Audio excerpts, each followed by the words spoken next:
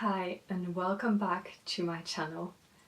It's been a while since we last talked, and for those of you who don't know me, my name is Romica Jones. I'm an illustrator and designer based in Manchester, and I also write children's books and I illustrate them. So I'm at the beginning of my career. I've just graduated finally from my second bachelor's, which was a bachelor honors in graphic design, and I chose the pathway illustration. And I've graduated first class, which is amazing. Woo! Just because I've not done art before at all. So, I mean, in the sense of formal art education. So I started quite late. I was 26, I think. Then when I actually started uni again after my previous degree. And so this feels like a milestone. 10 years ago I never thought I would study art, I would pursue a creative career, and now this all changed within my 20s. So this is a very special milestone for me.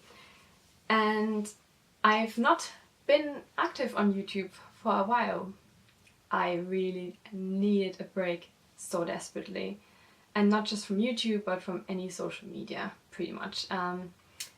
What happened? So basically, I'm a bit out of practice with these videos, but this video is pretty much about what happened before my graduation ceremony and after finishing my final project, which was a children's book, and what's going to happen next. So if you're interested in illustration and in anything that has to do with freelance illustration, then this channel is definitely for you, and that's what I'm going to talk about now. And beware, there are airplanes, and it's probably going to be a long video because I've not said anything for quite a while. But welcome and subscribe if you're interested, and like this video if you like it. Thank you. So I've written my wonderful notes because seriously my mind is all over the place sometimes. And so yeah, what happened? I've finished my project. I handed in a day earlier before the deadline. I'm very proud of myself that I've managed this. And on the last day I just returned my library books, which was a kind of interesting feeling. I hugged one of my tutors goodbye, who was always very supportive of me. And I have to say that University of Salford, although it's definitely a small university, I really highly appreciate the quality of the tutors, the way of teaching and the tutors. You definitely have to be more independent, I would say. Which is, I guess, normal for university level anyway. But I always felt very welcomed. I felt kind of like it was a family atmosphere, and it was very good for me. Although there are definitely things that I didn't like about the course, but this is a topic for another video. But overall I was very grateful, and it was a nice feeling of I've concluded this. So basically I had to pack on the same day of my final deadline. And we went to Japan at 4 o'clock in the morning the next day, pretty much. And I visited my husband's family. So for those of you who don't know, I'm married already for 3 years and a few months. That's my wonderful ring. We finally got wedding rings. And yeah, he's half Japanese, half English. Well, quarter Irish, quarter English. And we visited his grandma and his family there. So we went with his mother, and it was a really amazing journey, and I think it deserves its own video. And I went to loads of art supply shops, and I went shopping for the first time in a long time, because for half a year I actually had nothing else really on my mind in my final project and finishing my degree.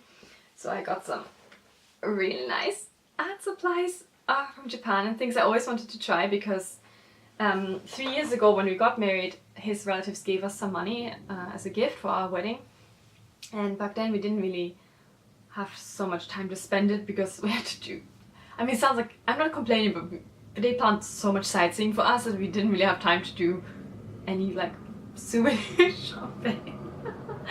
And I have to say that I've been to Tokyo for the first time, and we had 3 days because his family was having a rice planting season, and they didn't want us to help there. I guess we would have been more of a burden. So yeah, we had to stay 3 days in Tokyo. Oh my god, how sad, right? and it was very nice, first time really. And yeah, we didn't see so many things, but I really enjoyed going to the different stationery shops and art supply shops. And like I said, this is going to be another video, so if you like this kind of stuff, then subscribe and click the notification bell thingy. Apparently this is now necessary if you want to really know when new videos are coming out. So that's what I learned recently. And yeah, Japan was amazing. I really enjoyed it much more this time than last time because we had a bit more time to ourselves. And we went from Tokyo to Toyama, that's where my mother-in-law is from. And then we also visited Osaka for one day to see his cousin and her husband, which was also very nice. And then at the same time, it was nice, but it was also stressful because we were pretty jet lagged. And at the same time, I don't know if you know, but you know, this big data protection law was enforced, GDPR, from the European Union. And of course, because I have a blog and I have a newsletter, which you can sign up for on my website if you're interested. This was quite a lot of pressure because I had no idea how I'm going to do this. I had very little time to think about it while I was doing my degree, but I thought, okay, well, I have to comply. And that was quite a lot of stress to do this on my 9-year-old laptop in Japan. With, I don't know why, but it was just a very slow process, but I did it. But yeah, I have to say that this definitely put a little bit of it kind of hindered me from fully feeling free and embracing this kind of, I've graduated. It just felt like, oh, graduated and now next thing. It didn't really feel like relief at that time, I have to say. But anyway, we came back from Japan, and then there was this June. June was a time of reflection. I have to say that I felt very tired and very stressed, and this kind of stress, this physical like stress, it just didn't disappear. It just took a long time. I have to say actually until recently that it took so long to actually go away. And I tried many different things to kind of recover from this kind of intense period of half a year without any breaks, actually, pretty much. I had 3 weeks of Easter holidays, but I worked them all through. And I also went to Bologna Children's Book Fair, which the video is still not out, and I'm still working on it. Yeah, so it was intense. And I decided in Japan, when I was checking my social media accounts and I looked at people's work and how much they produced, and I compared myself to how little I've produced and how little I can churn out that is high quality, I realized that it makes me feel really terrible, especially Instagram. And although I admire all these wonderful people, it didn't help me anymore. It didn't inspire me, it made me feel down.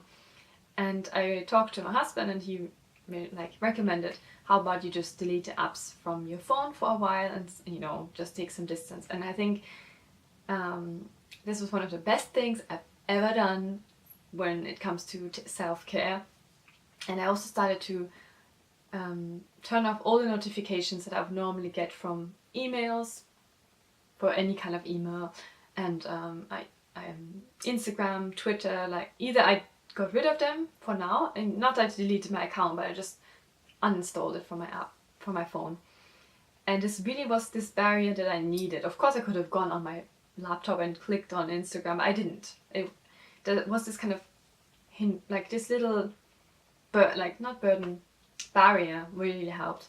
So that's why I was away from YouTube and Instagram and any social media that I'm on. By the way, follow me on Instagram if you're interested. Because I just couldn't deal with it anymore. It just put more pressure on I put more pressure on myself by looking at it. And yeah, that was really good. And then I started to also read more books. So we have an Audible subscription, which I love Audible so much. My husband actually started, and now I started listening to books too, because I can do other things and I can listen at the same time. It was kind of rare that I just sat down with a book and read it through. And the things that really helped me, there were a few books, and also a YouTube channel. And actually I wrote these down because I feel like they're worth mentioning. So one of the YouTube channels that I found interesting, hasn't appealed to me so much in the past, but now was really strong, was the Daily Connoisseur. And one of the specifics was that the way we express ourselves through our clothes and the way we care for ourselves by wearing things that are not broken, not careless, not damaged. And I realized that my clothes, I have had stuff from like they were over 10 years old sometimes, and shirts that were not nice, but I just wore them because I thought, oh, I'm so, you know, frugal. But I didn't like actually the way I presented myself. So as you can see, I'm wearing a nice shirt now, which I got in Japan as well. And this really changed my mentality of how I want to move on to my 30s. Because this year is also very special, and that's why maybe also the reflection time took a bit longer. I'm 29 now, 29 and a half pretty much. My birthday is in December, end of December, and I'm going to turn 30. And for me, this is, maybe it's a milestone that means something to me, and it's been already on my mind for a while, that I feel like I'm growing up mentally. I feel like things are changing for me. I have different goals, and unlike, I guess, many other graduates who are now starting their jobs and, you know, life is still kind of really open for some people, for me I realize I have quite clear goals already, quite substantial goals, and that includes children, and that includes being full-time freelance illustrator and so many different things. So it was a time when I really wanted to think, okay, what kind of person do I want to become, and what kind of person do I see myself as? And I realized I wasn't showing who I felt inside. Like, I feel elegant, I feel creative, I want to be sophisticated, you know, all these different things. And although you might say, oh, this is just something external, as like I felt like I do feel this is important for me, the way I present myself, because of course I do speak publicly in some way. And also for myself, I feel better when I put something nice on. I feel, yeah, it's hard to explain, but I definitely recommend this, The Daily Connoisseur, and I will link these videos down below about her books. I've not read the books, but I've watched her videos and they're really interesting. So if this is something that interests you, living a chic life, mentally and like externally and internally, then I recommend that channel. And the next thing was that I was feeling a lot of fear, because although I was very confident before, this is very personal. And by the way, I realized that I really want this channel to be as authentic and as personal and as open as possible, without, you know, being like, I don't know, like not giving away too much detail, but at the same time I want to be like this older sister or friend that you can have in your creative journey, and that's how I want this channel to be. So I will share things that are more personal, but therefore I make myself more vulnerable, and I hope you can be respectful if you want to say anything, if you have anything to criticize, and maybe think about it twice, and yeah, phrase it in a way that is still friendly. And I realize I have I'm scared. I'm really scared actually to be full-time freelance.